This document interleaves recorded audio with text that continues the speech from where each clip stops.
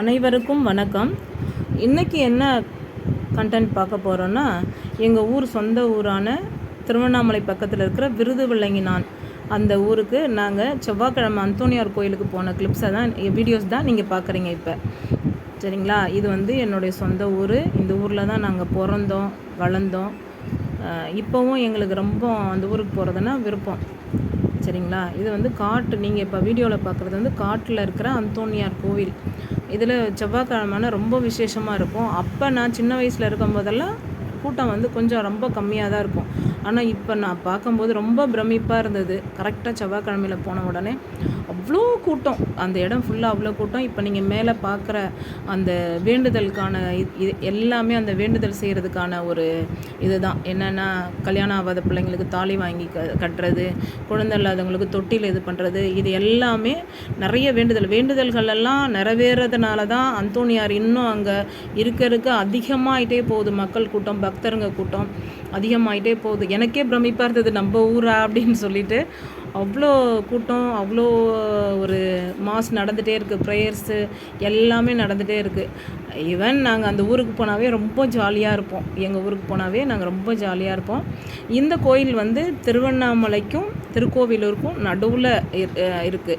அந்த ஊருடைய எங்கள் ஊர் உள்ளே போனோம். காட்டுக்கோயிலேருந்து தான் ஊர் உள்ளே போனோம். இப்போ நீங்கள் பார்க்குறது காட்டுக்கோயில் மட்டும்தான், ஊர் உள்ள கிடையாது. காட்டுக்கோயிலில் சாமியை கும்பிட்டுட்டு ஊர் உள்ள வருவாங்க நிறைய பக்தர்கள். இதோ மேலே நல்லா தெரியுது பாருங்கள். அதனுடைய வேண்டுதலுக்காக என்னென்ன பண்ணாங்க, வேண்டுதல் நிறைவேறிட்ட உடனே மொட்டை அடிக்கிறது, அவங்க என்ன வேண்டினாங்களோ அதை செய்கிறது, இதெல்லாம் கிராமப்புறங்களில் வழக்கமாக நடக்கிறதா. அந்தோணியாருடைய புதுமைகள் அங்கே நிறைய நடக்கிறதுனால இருக்க நாளாக நிறைய மக்கள் கூட்டம் அங்கே வந்துகிட்டே இருக்காங்க. இருக்க அதிகமாகிட்டே தான் போகுது பக்தர்கள் கூட்டம்ன்றது தான் நான் வியப்பாக பார்த்தது ஒன்று. நானும் என் பாப்பா என் பையன் 3 பேரும் போனோம். பக்தியாக ஜெபம் பண்ணோம். ஆண்டவருக்கு என்ன செய்யணுமோ அதை செஞ்சோம். அந்தோணியார் அந்த ஊரில் இருக்கிறது எங்களுக்கு பெரிய வரப்பிரசாதம் தான். நான் சென்னைக்கு வந்துட்டாலுமே எனக்கு ஏதாவது ஒரு பிரச்சனைன்னு சொன்னால் நான் ஃபஸ்ட்டு நினைக்கிறது, அப்படியே அந்த மைண்டில் கண்ணு முன்னாடி கொண்டுட்டு வர்றது காட்டு அந்தோணியார் கோயிலும் எங்கள் ஊரில் இருக்க அந்தோணியார் தான். அந்தோணியார்னால் எல்லாமே அந்தோணியார் தான். பட் ஆனால் நான் அந்த மண்ணில் பிறந்ததுனால அந்த இதை நாங்கள் எப்பயுமே நினச்சி செய்வோம், வேண்டுவோம். எனக்கு உடனே ஒரு உதவி கிடைக்குதுன்னா அந்த அந்தோணியார்கிட்ட தான் கிடைக்கிற மாதிரி இருக்கும். அது மட்டும் இல்லாமல் ஊர் உள்ள அந்த கோயில் ஃபஸ்ட்டில் நீங்கள் பார்த்துருப்பீங்க. அந்த ஊரில் கோயில் கட்டினது எங்கள் தாத்தா, அதான் அம்மாவுடைய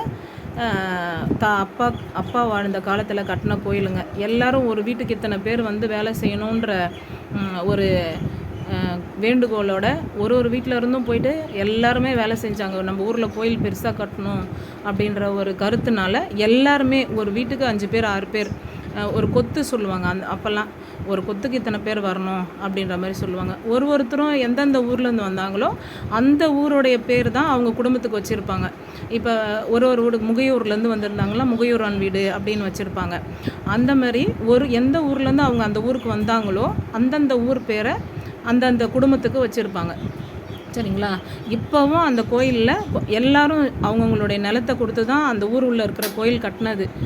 அப்போ அந்த இன்னமும் அதிகமாக எங்கள் அம்மாவுடைய அப்பா வீடு கொடுத்த இடம்ன்றதுனால அங்கே இருக்கிற புளியமரத்தினுடைய புளியங்காய்களை இன்னும் வம்சாவழியாக எங்கள் அம்மாவுடைய, அதாவது எங்கள் தாத்தா அவங்களுடைய ஜென்ரேஷன் தான் எடுத்துகிட்டு இருக்கிறாங்க. எங்கள் மாமா குடும்பங்கள் தான் அது ஞாபகமாக இருக்கணுன்றதுனால அதை அவங்க பகிர்ந்துக்கிறாங்க.